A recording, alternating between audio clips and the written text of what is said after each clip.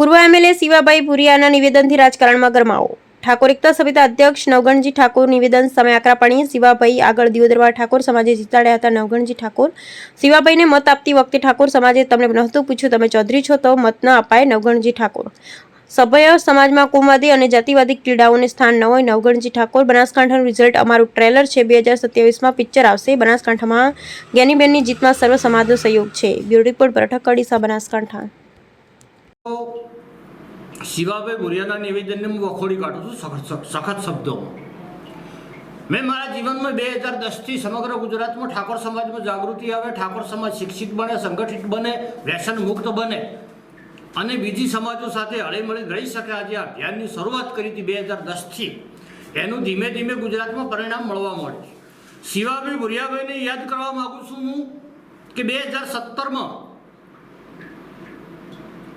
કે 2012માં જે વિધાનસભાઓની અંદર દિયોદરમાં તમે ચૂંટણી લડ્યા હતા, એ ચૂંટણીની અંદર ઠાકોર સમાજે તમને જંગી બહુમતીથી જીતાડ્યા હતા.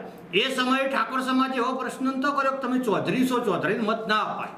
એટલે ખરેખર ગુજરાતની અંદર સમગ્ર ગુજરાતની પ્રજા હળી મળીને રહેશે. પણ શિવાભાઈ ભુરિયા જેવા લોકો, જે કુંભવાદી તત્વો છે, જે જાતિવાદી કીડા છે, એ આ એકતામાં હળી સોંપવાનું કામ કરે છે. એટલે ગુજરાતની અંદર દરેક સમાજ હળી મળીને રહેશે. લોકો જાતિ ધર્મ જોતા નથી, મતદાન કરે છે, યુગ વ્યક્તિઓને જીતાડે છે. અને ખાસ કરીને ગુજરાતમાં અમારી ઠાકોર સમાજની જનસંખ્યા બહોળી છે, તો દરેક વિધાનસભામાં અમારી મેજોરિટી હોવાની સ્વાભાવિક છે. બીજું, બનાસકાંઠા લોકસભાની અંદર જ્ઞાનીબેન વિજય થયા, તો જ્ઞાનીબેનના વિજયની અંદર સમસ્ત બનાસકાંઠાની અંદર સર્વ સમાજનો સિંહ ફાળો છે. અને એમાં ખાસ કરીને ઠાકોર સમાજે એકતાના દર્શન કરાવે છે. આવા કુંભવાદી તત્વોને હું કહેવા માગું છું કે ગુજરાતની અંદર ક્ષત્રિય સમાજ, આદિવાસી સમાજ, દલિત સમાજ, મુસ્લિમ સમાજ, માલધારી સમાજ, આ સમાજો વર્ષોથી સિસ્ટમમાં દાખલથી નથી, એમની સિસ્ટમનો કોઈ લાભ મળ્યો નથી. એટલે બનાસકાંઠાનું રિઝલ્ટ એ અમારું ટેલર છે. અસલી ફિલ્મ તો 2027માં છે.